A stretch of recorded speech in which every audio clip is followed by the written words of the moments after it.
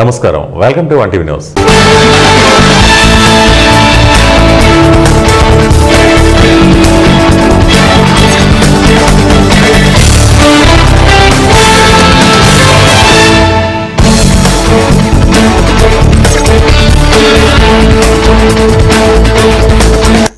నంద్యాల జిల్లా ఆళ్లగడ్డ మండలం పేరాయపల్లె గ్రామం మెట్ట వద్ద జాతీయ రహదారిపై శనివారం అర్ధరాత్రి ఘోర రోడ్డు ప్రమాదం చోటు చేసుకుంది. ఈ ఘటనకు సంబంధించిన వివరాలను ఆళ్లగడ్డ డీఎస్పీ ప్రమోద్ మీడియాకు తెలిపారు. మైత్రి ట్రావెల్స్ కు చెందిన బస్సు హైదరాబాద్ నుండి బయలుదేరి పాండిచేరికి వెళ్తుండగా పేరాయపల్లె గ్రామం వద్ద వెనక వైపు నుండి లారీ ఢీకొనడంతో ఇద్దరు అక్కడికక్కడే మృతి చెందారు. ప్రమాద సంఘటన జరిగిన వెంటనే పోలీసులు 20 నిమిషాల వ్యవధిలోనే ఘటనా స్థలానికి చేరుకుని తీవ్రంగా గాయపడిన 8 మందిని ఆళ్లగడ్డ ఆసుపత్రికి తరలించారు.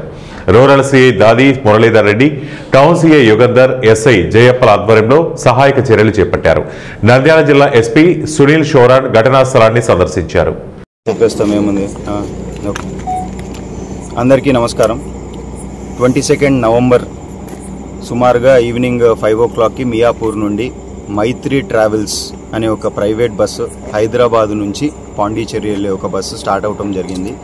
ఈ బస్సులో సుమారుగా ఒక 33 మెంబర్స్ ప్యాసింజర్స్ ఉన్నారు.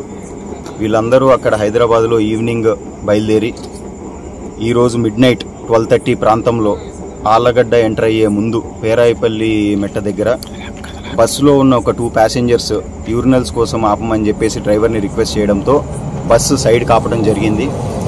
ఈ ఆగున్న బస్సుని వెనకాల నుంచి ఒక లారీ డ్రైవర్ స్పీడ్గా వచ్చేసి బస్సుని బ్యాక్ సైడ్ నుంచి డాష్ ఇవ్వడం జరిగింది. ఈ యాక్సిడెంట్ జరిగిన వెంటనే మనకి హైవే ద్వారా మన పోలీస్ ద్వారా మనకి ఇన్ఫర్మేషన్ వచ్చింది. వచ్చిన వెంటనే విదిన్ 20 minutes ఉన్న ఇంజూర్డ్ అందరినీ కూడా అంబులెన్స్ని పిలిపించి ఆళ్లగడ్డ సిహెచ్సికి మనము షిఫ్ట్ చేయడం జరిగింది. ఈ జరిగిన ఇన్సిడెంట్లో ఒక 2 members, ఒక అమ్మాయి అబ్బాయి చనిపోవడం జరిగింది. అలాగే ఒక 8 members ఇంజూర్డ్ అయ్యారు. ఎవరైతే క్రిటికల్ కండిషన్లో ఉన్నారో ఒక వ్యక్తిని ఆల్రెడీ మనము నంద్యాలకి షిఫ్ట్ చేసాము అంబులెన్స్లో. ఈ ఇన్సిడెంట్ జరిగిన వెంటనే గౌరవనీయులైన నంద్యాల జిల్లా ఎస్పీ శ్రీ సునీల్ షేరన్ గారు కూడా సీన్కి విజిట్ చేయడం జరిగింది. విజిట్ చేసి ఈ క్రైమ్ సీన్ చూడటమే కాకుండా ఎవరైతే ప్యాసింజర్స్ ఇంజూర్ అయ్యారో వాళ్ళందరినీ కూడా హాస్పిటల్కి వెళ్ళి కలిసి ఈ డీటెయిల్స్ అంతా కూడా తెలుసుకున్నారు. వెంటనే మనము వీళ్ళందరినీ కూడా షిఫ్ట్ చేసేసి అలాగే వీళ్ళ కుటుంబ సభ్యులకు కూడా మనము తొందరగా వాళ్ళకి ఇన్ఫర్మేషన్ చేరబెట్టేసి we will take the further action. Thank you. ప్రజా దర్బార్లో సామాన్య ప్రజల నుంచి వస్తున్న సమస్యలకు సత్వర పరిష్కారం చూపాలని, అధికార యంత్రాంగం సామాన్య ప్రజల సమస్యల పరిష్కారం కోసం అంకిత భావంతో పనిచేయాలని రాష్ట్ర సూక్ష్మ, చిన్న, మధ్య తరహా పరిశ్రమలు, గ్రామీణ పేదరిక నిర్మూలన, ప్రవాసాంధ్రుల సాధికారత సంబంధాల శాఖ మంత్రి కొండపల్లి శ్రీనివాస్ అన్నారు. విజయనగరంలోని జిల్లా తెలుగుదేశం పార్టీ కార్యాలయంలో మంత్రి శ్రీనివాస్ స్థానిక శాసనసభ్యురాలు పూసపాటి అతిథి విజయలక్ష్మి గజపతిరాజుతో కలిసి శనివారం ప్రజా దర్బార్ కార్యక్రమం నిర్వహించారు. ఈ సందర్భంగా మంత్రి మాట్లాడుతూ జిల్లాలో సామాన్య ప్రజానీకం రెవెన్యూ సమస్యలు ఎదుర్కొంటున్న విషయం ప్రజా దర్బార్ ద్వారా బహిర్గతమైందని, రెవెన్యూ సమస్యల పరిష్కారం కోసం రెవెన్యూ యంత్రాంగం దృష్టి సారించాలని సూచించారు. విజయనగరం పట్టణం, విజయనగరం రూరల్, జామీ మండలాల నుంచి వచ్చిన పలువురు ఫిర్యాదుదారులు రెవెన్యూ, ఉపాధి అవకాశాల గురించి అర్జీలు సమర్పించారు. ప్రజా దర్బారులో వచ్చిన 18 అర్జీలలో 15 అర్జీలు రెవెన్యూ సమస్యలపై రావడం జిల్లాలో రెవెన్యూ సమస్యల తీవ్రతను తెలియజేస్తోంది. మరో 3 అర్జీలు ఉపాధి అవకాశాలకు సంబంధించిన విజ్ఞప్తులు వచ్చాయి. ప్రజల నుంచి వచ్చిన అర్జీలను సంబంధిత అధికారులకు పంపి వాటికి పరిష్కారం కనుగొనాలని, ప్రజల సమస్యలకు పరిష్కారం అయ్యేంత వరకు ఎప్పటికప్పుడు కార్యాలయ సిబ్బంది సంబంధిత అధికారుల దృష్టికి తీసుకువెళ్లి పరిష్కారం కోసం కృషి చేయాలని మంత్రి శ్రీనివాస్ ఈ సందర్భంగా ఆదేశించారు. ఈ కార్యక్రమంలో మార్కెట్ చైర్మన్ కర్రోతు బంగారరాజు తదితరులు పాల్గొన్నారు. చూడండి గురుగారు,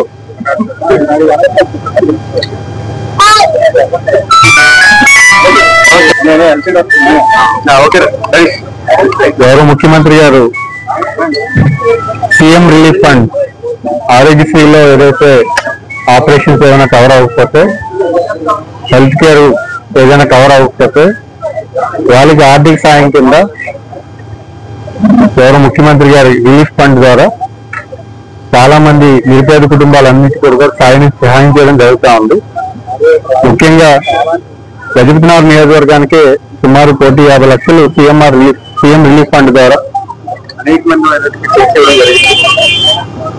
ఈరోజు సుమారు 3 లక్షల రూపాయలు విలువ చేసినటువంటి చెక్స్ అందించడం జరిగింది. అలాగే జిల్లా కేంద్రంగా జిల్లా తెలుగుదేశం పార్టీ ఆఫీస్ లో ఈరోజు గ్రీవెన్స్ ఏర్పాటు చేయడం జరిగింది. గ్రీవెన్స్ లో ప్రధానంగా వచ్చినటువంటి ఇష్యూస్ అన్ని కూడా మేము డిస్కషన్ చేయడం జరిగింది. డిపార్ట్మెంట్ కి దాన్ని సాల్వ్ చేసే దశగా మాట్లాడడం జరిగింది. నేను గౌరవ ముఖ్యమంత్రి గారు ఎప్పుడు కూడా ప్రజలతో ఉండమని, ప్రజల సమస్యల పట్ల పనిచేయమని మా అందరికీ కూడా విజ్ఞప్తి చేస్తున్నారు. ఆయన ఆదేశాల మేరకు వారానికి ఒకసారి గ్రీవెన్స్ సిస్టమ్ అనేది ప్రతి నియోజకవర్గంలో పెట్టడం జరిగింది. ఈరోజు నేను జిల్లా పార్టీ కేంద్రాలలో గ్రీవెన్స్ సిస్టమ్ పార్టిసిపేట్ చేసి ఎవరైతే ఇష్యూస్ తీసుకొచ్చారో దాన్ని సాల్వ్ చేసేటప్పుడు పనిచేస్తాం. కడప జిల్లా పోరుమామిలలో సిఐటియు ఆధ్వర్యంలో 4 నల్ల లేబర్ కోడ్లను రద్దు చేయాలనే డిమాండ్తో నిరసన చేపట్టారు. ఈ సందర్భంగా సిఐటియు జిల్లా ఉపాధ్యక్షులు ఎన్ భైరవ ప్రసాద్ మాట్లాడుతూ కేంద్రంలోని మోదీ ప్రభుత్వం అమలు చేస్తున్న 4 లేబర్ కోడ్లు కార్మిక వర్గాన్ని బానిసత్వంలోకి నెట్టే విధంగా ఉన్నాయని తీవ్రంగా విమర్శించారు. బ్రిటిష్ కాలం నాటి లేబర్ చట్టాలను ఆధునీకరించాలనే పేరుతో కార్పొరేట్లకు అనుకూలంగా అనేక కార్మిక వ్యతిరేక నిబంధనలను ఈ కోడ్లతో చొప్పించారన్నారు. ఇప్పటి వరకు 100 మంది కూలీల కంటే ఎక్కువ మంది ఉన్న సంస్థల్లో లే ఆఫ్ లాకౌట్ చేయాలంటే ప్రభుత్వ అనుమతి తప్పనిసరి. కానీ ఇప్పుడు ఆ సంఖ్యను 300కు పెంచి 300 మందికి లోపు ఉన్న ఫ్యాక్టరీలను యజమానులు తమ ఇష్టం వచ్చినట్లు మూసేయవచ్చని చెప్పారు. ఇది కార్మికుల ఉద్యోగ భద్రతపై నేరుగా దాడి అన్నారు. యాజమాన్యాలకు బెదిరింపులో ఆయుధం ఇచ్చినట్లే అంటూ ఆగ్రహం వ్యక్తం చేశారు. ఈ నేపథ్యంలో దేశవ్యాప్తంగా కార్మిక సంఘాలు పోరాటానికి సిద్దమవుతున్నాయని 29 కార్మిక చట్టాలను తిరిగి అమలు చేయాలని డిమాండ్ చేశారు. ఈ కార్యక్రమంలో ట్రేడ్ యూనియన్ నాయకులు గౌసియా బేగం, కార్మిక నాయకులు రవి, జమాల్, హంద్రియా, బీబీ, మేరీ, ఓబులమ్మ, హుస్సేన్ తదితరులు పాల్గొన్నారు. నా పేరు భైరవ ప్రసాద్, సిఐటియు జిల్లా ఉపాధ్యక్షుడు. ఈరోజు నల్ల చట్టాలు ఈ ప్రభుత్వం తీసుకొని వచ్చి లేబర్ పైన ఉక్కుపాదము ఈ ప్రభుత్వం మోస్తా ఉంది. బ్రిటిష్ కాలం నాటి 44 చట్టాలను కార్మికులకు అందిస్తే ఈరోజు ఈ బీజేపీ ప్రభుత్వం వచ్చి 4 లేబర్ కార్డులు చేసి 4 లేబర్ కోడ్లను చేసి ఉన్నటువంటి కార్మిక వర్గాన్ని ఉక్కుపాదంతో తొక్కుతా ఉంది. ఇది చాలా దుర్మార్గమని సిఐటియుగా దేశవ్యాప్తంగా ఈరోజు నిరసన కార్యక్రమాలు చేస్తా ఉన్నాం. కారణం ఏంటంటే ఈ 4 లేబర్ కార్డులు తీసుకొని వస్తే ఒకటి 3 కార్మికులుంటే వాళ్లకు 300 కార్మికులతో మనము వచ్చేసి యూనియన్ చేసుకోవచ్చు. 100 మంది ఉంటే చేసుకోలేదు అని చెప్పేసి జరుగుతూ ఉంది. గతంలో ఈ 44 చట్టాలు ఉన్నప్పుడు మనము ఒక యూనియన్ పెట్టుకోవాలంటే 10 మంది 20 మంది ఉన్నారని యూనియన్ పెట్టుకునే రకంగా ఉన్నది. ఇప్పుడు ఆ యూనియన్ లేకుండా ఉన్నటువంటి బీజేపీ ప్రభుత్వం కార్మికుల వైపున ఉక్కుపాదం వస్తూ ఉంది. ఇది చాలా దుర్మార్గం అని చెప్పేసి ఈరోజు ఈ సందర్భంగా తెలియజేస్తున్నాం. ఇప్పటికైనా బీజేపీ ప్రభుత్వం ఈ లేబర్ నల్ల చట్టాలను తీసుకొని వచ్చినది, ఈ లేబర్ నల్ల చట్టాలను రద్దు చేసుకొని ఉన్నటువంటి 29 చట్టాలను తీసుకొని వచ్చి కార్మికులకు న్యాయం చేయాలని చెప్పేసి డిమాండ్ చేస్తాం. లేని పక్షం అయితే పెద్ద ఎత్తున మరో పెద్ద ఉద్యమానికి శ్రీకారం చుట్టామని సిఐటియుగా ఈరోజు డిమాండ్ చేస్తా ఉన్నాం. సిఐటియు జిందాబాద్ జిందాబాద్. 4 లేబర్ కోడ్లు వెంటనే రద్దు చేయాలి. 4 నల్ల చట్టాలు రద్దు చేయాలి. 4 నల్ల చట్టాలు రద్దు చేయాలి. అనంతపురం జిల్లా గుంతకల్ శాసనసభ్యులు గుమ్మనూరు జయరాం సోదరుడు మాజీ దేవరగట్టు చైర్మన్ గుమ్మనూరు శ్రీనివాసు పుట్టినరోజు వేడుకల సందర్భంగా తన సొంత గ్రామం కర్నూలు జిల్లా గుమ్మనూరులో వెలసిన బసవేశ్వర స్వామి దేవాలయంలో ప్రత్యేక పూజలు నిర్వహించారు. సోదరుడు గుమ్మనూరు నారాయణ ఆధ్వర్యంలో కేక్ కట్ చేసి కుటుంబ సభ్యుల మధ్యలో సంబరాలు జరుపుకున్నారు. అనంతరం 100 వాహనాలలో ఆలూరుకు బయలుదేరి చెక్పోస్టు రోడ్లో భారీ మొత్తంలో బాణాసంచా కాల్చి అభిమానుల మధ్య కేక్ కట్ చేసి సంబరాలు జరుపుకున్నారు. భారీ ర్యాలీగా బయలుదేరి వాల్మీకి విగ్రహానికి పూలమాలలు వేసి అలాగే అంబేద్కర్ విగ్రహానికి పూలమాల వేసి సోదరులు అయినటువంటి గుంతకల్ ఎమ్మెల్యే గుమ్మనూరు జయరాం, గుమ్మనూరు నారాయణ స్వామి మరియు అభిమానుల మధ్య కేక్ ను కట్ చేసి సంబరాలు జరుపుకున్నారు.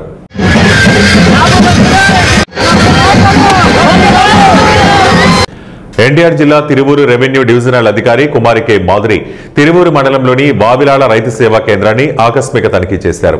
వావిలాల రాజగూడెం గ్రామాల్లో రైతులు ఆరబోసిన ధాన్యాన్ని పరిశీలించి రైతులతో మాట్లాడి ప్రభుత్వం నిర్ణయించిన ధరకు రైతు సేవా కేంద్రాల ద్వారా ఇవ్వాలని రైతులను కోరారు. పలువురు రైతులు ఒక్కరోజులోనే వారికి ధాన్యం సొమ్ము వారి ఖాతాలో జమ అయినట్లు తెలియజేస్తూ ఆనందం వ్యక్తం చేశారు. అంతేకాక రైతులకు టార్పాలిన్ అందుబాటులో ఉన్నాయని ఎవరికైనా అవసరమైతే వెంటనే వ్యవసాయ అధికారిని సంప్రదించాలని తెలియజేశారు. తదుపరి తిరువూరులోని సాయి మణికంఠ హనుమాన్ రైస్ మిల్లును తనిఖీ చేసి ఇప్పటి వరకు ఆ రైస్ మిల్లులో ఎంత ధాన్యం కొనుగోలు జరిగిందో తెలుసుకున్నారు. ఈ కార్యక్రమంలో తహసీల్దార్ నాగమణి, మండల వ్యవసాయ అధికారి పద్మ పాల్గొన్నారు. పోయిన దాని కన్నా కూడా ఈ సంవత్సరం మాత్రం ఎప్పుడు రోడ్లు ఇప్పుడు వెళ్ళిపోతున్నాయండి. అసలు స్టాక్ అనేది ఉంటుంది. నైట్ అయినా సరే దగ్గరుండి కాటవాళ్ళు కానీ ఎత్తి పంపించేస్తున్నారు. అసలు వీళ్ళు కూడా సొసైటీ వాళ్ళు కూడా వచ్చి చూసుకోవటం కానీ బాగా పంపించే ఇప్పుడు చూసుకుంటున్నారు. ఆటగట్టం కూడా వచ్చి చూసుకుంటున్నారు, పంపిస్తున్నారు దగ్గరుండి కూడా. ఏంటంటే విలేకరైన సంగతి తెలియదు మామూలుగా. మామూలుగా అడుగుతుంటే అక్షరాలకి చెప్పాడండి. అదే ఎప్పుడు ఇలాంటి అట్లా కాకపోతే తెలియదండి. అడిగాలకే మామూలు కట్టేటని చెప్పాడు. వాళ్ళు రాసిందండి. వాళ్ళు ఎక్కువ స్టేట్మెంట్ రాసుకున్నారండి. మావాడు చెప్పింది తక్కువ, వాళ్ళు ఎక్కువ రాసుకున్నారు. అంతేనండి.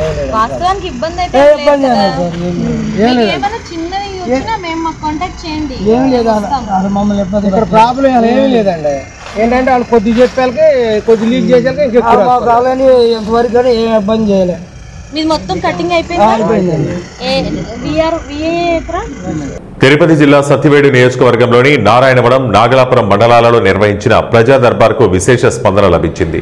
ప్రజా సమస్యల పరిష్కారం కోసం నియోజకవర్గ స్థాయిలో ప్రజా దర్బార్ని నిర్వహించి ప్రజల సమస్యలను అధికార యంత్రాంగానికి దృష్టికి తీసుకువెళ్లాలన్న ఉద్దేశంతో యువనేత మంత్రి లోకేష్ ఆదేశాల మేరకు ప్రజా దర్బార్ను ఆ పార్టీ నాయకులు నియోజకవర్గంలోని ప్రతి మండలంలోనూ నిర్వహిస్తున్న విషయం తెలిసిందే. ఈ క్రమంలో సత్యవేడు నియోజకవర్గంలో కూడా శుక్రవారం ప్రజా దర్బార్ నిర్వహించారు. నారాయణవరం మండల కేంద్రంలో ఎమ్మెల్యే ఆదిమూలం ప్రజా దర్బార్ నిర్వహించగా నాగలాపురంలో TDP party program coordinator Korapati Shankar Reddy ప్రజా దర్బార్ నిర్వహించారు. ఈ ప్రజా దర్బార్కు నారాయణవరం, నాగలాపురం మండలాలలోని గ్రామాలకు చెందిన ప్రజలు పెద్ద ఎత్తున తరలివచ్చి వినతులు సమర్పించారు.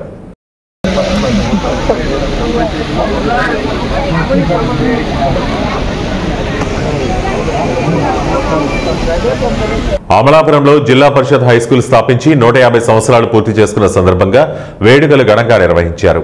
హైస్కూల్ పూర్వ విద్యార్థి ఎమ్మెల్సీ కుడుపూడి సూర్యనారాయణరావు ఆధ్వర్యంలో ఈ కార్యక్రమం ఘనంగా చేపట్టారు. ఈ వేడుకల్లో పాల్గొనేందుకు పూర్వ విద్యార్థిని విద్యార్థులు సుదూర ప్రాంతాల నుంచి హాజరయ్యారు.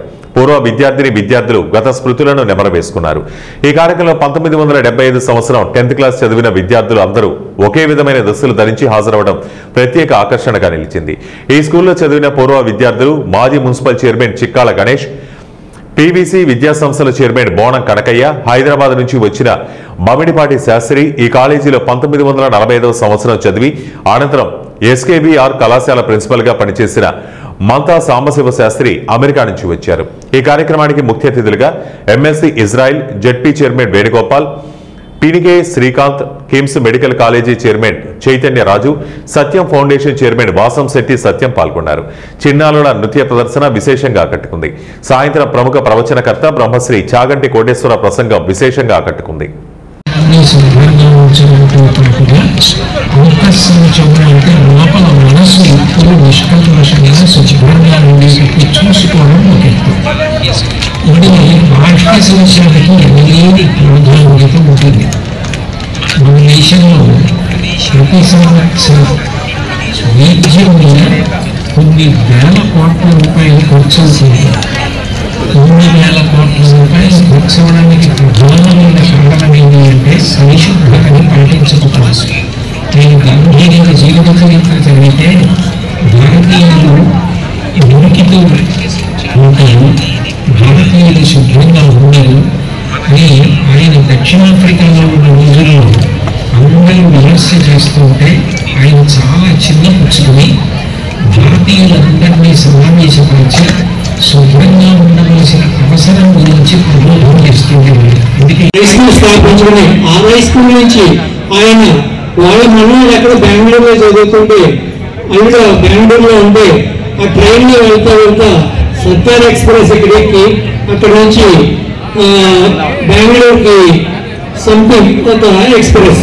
ఈ ఎక్స్ప్రెస్ ఈయన ఎక్కినప్పుడల్లా కూడా మన ఆంధ్రప్రదేశ్ నుంచి ఇంజనీరింగ్ చదువుకున్న విద్యార్థులందరూ కూడా ఆ ట్రైన్స్ లో ప్రయాణం చేస్తున్నప్పుడు వాళ్ళతో సాన్నిధ్యం కలిగి మీరు ఎందుకు వెళ్తున్నారు, దేనికి వెళ్తున్నారు అనే ఇదిలో ఆయన దాన్ని తీసుకుని ఇక్కడే మేము ఆంధ్రప్రదేశ్లో ఎందుకు ఇంజనీరింగ్ కాలేజీ స్థాపించలేమనే ఒక పట్టుదల కృషితోటి ఆయన ఇక్కడ ఇంజనీరింగ్ కాలేజీ స్థాపించడం జరిగింది.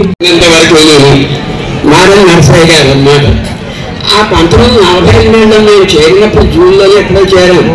మనకి బ్రిటిష్ పాలన ఇంకా స్వతంత్రం రాలేదు. అప్పటికి 1947 నాటికి స్వతంత్రం రాలేదు. నేను ఇక్కడ కాలేజీలో ఇక్కడ చేరినప్పుడు హై స్కూల్లో అనమాట.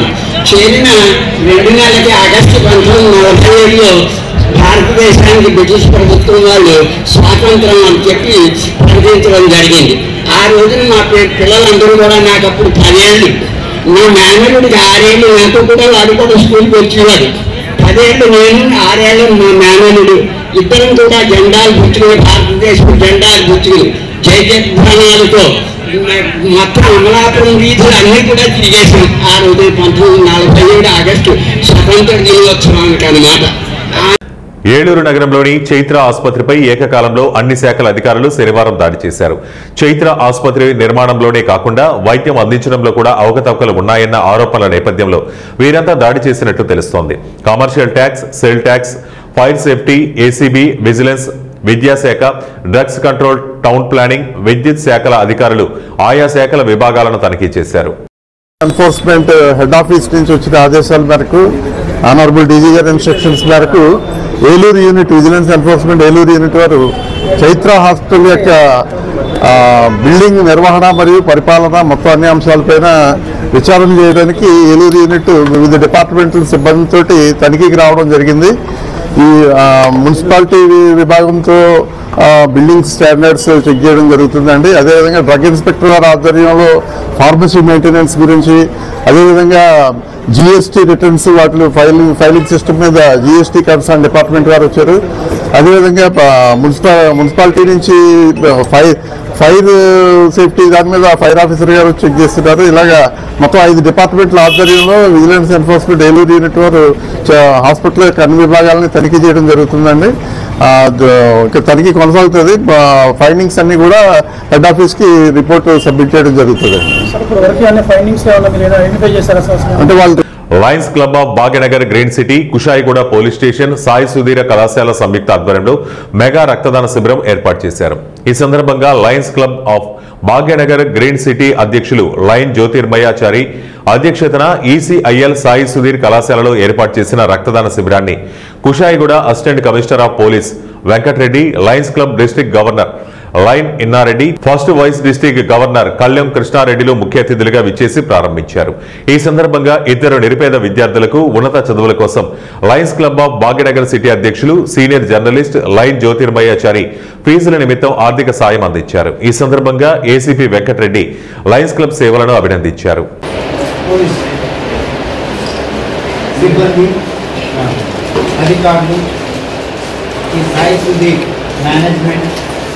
అందరి కలిసి ఈరోజు ఈ యొక్క బ్లడ్ డొనేషన్ క్యాంప్ని నిర్వహిస్తున్నందుకు చాలా గర్వంగా ఉంది.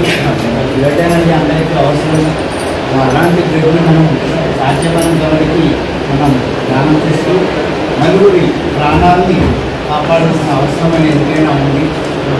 అందరూ కూడా ఈరోజు వచ్చి బ్లడ్ డొనేషన్ ఏదైతే చేస్తున్నారో అందరూ కూడా ప్రత్యేక ధన్యవాదాలు. నేను ఈరోజు ఈ యొక్క బ్లడ్ క్యాంప్ని ఇనాగ్రేట్ చేస్తున్నాను. Thank you.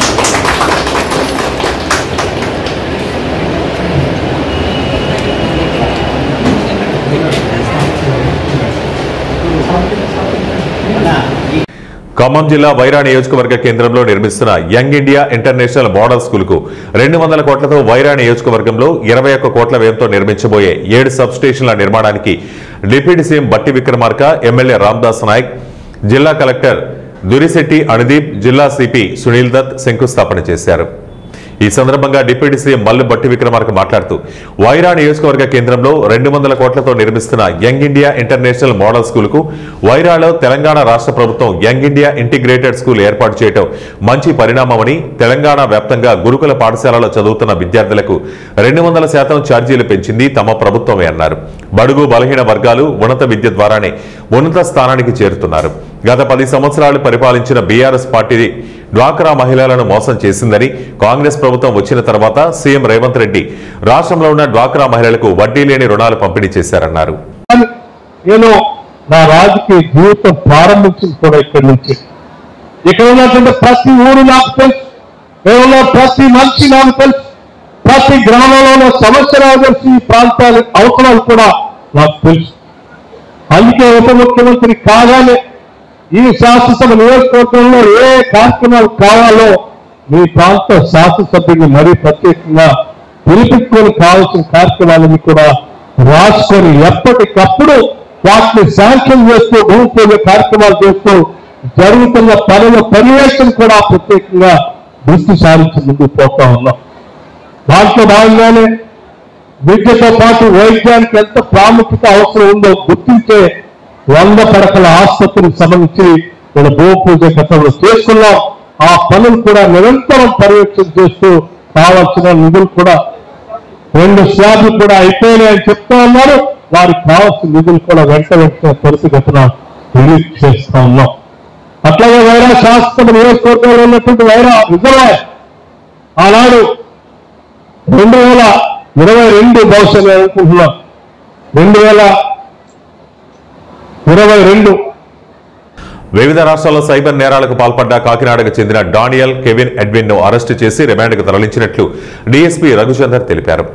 సారంగాపూర్ మండలం పెంబట్లకు చెందిన అణుమండ్ల నవీన్ ను దుబాయ్లో ఉద్యోగం ఇప్పిస్తారని వీసా కోసం విడతల వారీగా 8,40,000 వసూలు చేశాడు.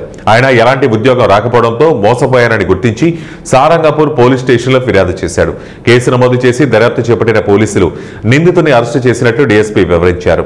నిందితుని వద్ద నుండి సైబర్ నేరాలకు ఉపయోగించిన మొబైల్ ఫోన్లు, క్రెడిట్, డెబిట్ కార్డులు స్వాధీనం చేసుకున్నారు.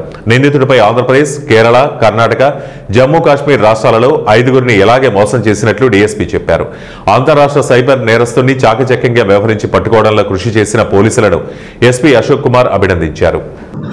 అక్టోబర్ నెల 17వ రోజు సారంగపూర్ పోలీస్ స్టేషన్లో హనుమాన్ల నవీన్ అనే వ్యక్తి ఒక కేసు పెడతారు. అతనికి ఈ ఇన్స్టాలో ఒక అతను పరిచయం అయ్యి దుబాయ్ పంపిస్తామని చెప్పి అతని దగ్గర దాదాపు 8,40,000 రూపాయలు విడుదల వారీగా వసూలు చేస్తాడు. దాని మీద మనం సైబర్ క్రైమ్ కేసు నమోదు చేసుకొని దీనిలో ఈ దర్యాప్తుని ఏంటంటే సైబర్ క్రైమ్ వాళ్ళు మన D4C ఉంటుంది జగిత్యాల జిల్లాలో D4C విభాగం డిఎస్పీ వెంకటరమణ గారి ఆధ్వర్యంలో ఆర్ఎస్ఐ కృష్ణ మరియు మా బీర్పూర్ ఎస్ఐ మరియు సారంగపూర్ తర్వాత జగిత్యాల రోల్ చేయాలి టీం ఏంటంటే దీని మీద వర్కౌట్ చేసిన తర్వాత ఇతడు నిందితుడు ఎవరైతే ఉన్నారో నిందితుడి పేరు డానియల్ కెవిన్ ఎడ్విన్. ఇతడు కాకినాడకు సంబంధించిన వ్యక్తి. ఇతడు పాలిటెక్నిక్లో ట్రిపుల్ ఈ చేస్తాడు. చేసిన తర్వాత దుబాయ్ వెళ్తాడు. దుబాయ్ వెళ్ళి 5-6 సంవత్సరాలు అక్కడ వివిధ కంపెనీలో జాబ్ చేస్తాడు. జాబ్ చేసి అక్కడ నుంచి జాబ్ రాగొట్టుకొని మళ్ళీ ఆంధ్రప్రదేశ్ కాకినాడకు వచ్చి అక్కడ ఇట్లా ఆన్లైన్ ద్వారా మోసాలు చేయడం స్టార్ట్ చేస్తాడు అన్నట్టు. ఇతని హాబీ ఏంటంటే ఇన్స్టాలో ఎవరైనా కానీ సోషల్ మీడియాలో కానీ మాకు విదేశాలకు వెళ్ళాలి, హెల్ప్ కావాలని అనుకున్నప్పుడు వాళ్ళ నంబరు ఆన్లైన్ ద్వారా సంపాదించి వాళ్ళని ఏంటంటే మేము ఇట్లా దుబాయ్ పంపిస్తాం, విదేశాలకు పంపిస్తామని చెప్పేసి వాళ్ళకి కాంటాక్ట్ చేసి ఏంటంటే డబ్బులు వసూలు చేస్తారు. ఇట్లా ఇతను కేరళ, ఆంధ్రప్రదేశ్, కర్ణాటక మరియు జమ్మూ కాశ్మీర్ల యువకులను కూడా ఇలాగనే మోసం చేసి దాదాపు ఇతని మీద 6 కేసులు ఉన్నాయి వివిధ రాష్ట్రాల్లో. ఇతన్ని మనం అరెస్ట్ చేసి తీసుకొని వచ్చినాం. ఇతడు ఆ నేరానికి వాడిన మొబైల్ ఫోన్స్, క్రెడిట్ కార్డ్స్, తర్వాత అకౌంట్లు కూడా సీజ్ చేసినాం. ఇతను డైరెక్ట్ వీడిని అకౌంట్లో వేసుకోకుండా ఏంటంటే లేయర్ 1, లేయర్ 2, లేయర్ 3 ఈ అకౌంట్ల ద్వారా ఈ డబ్బులు వేయించుకొని ఇట్లా అమాయక ప్రజలను విదేశాలకు. ఇవే ఇప్పటివరకు ఉన్న బులెటిన్ అప్డేట్స్. మరిన్ని అప్డేట్స్ కోసం చూస్తూనే ఉండండి వన్ టీవీ న్యూస్. ఇవే ఇప్పటివరకు ఉన్న బులెటిన్ అప్డేట్స్. మరిన్ని అప్డేట్స్ కోసం చూస్తూనే ఉండండి మన తెలుగు టీవీ న్యూస్.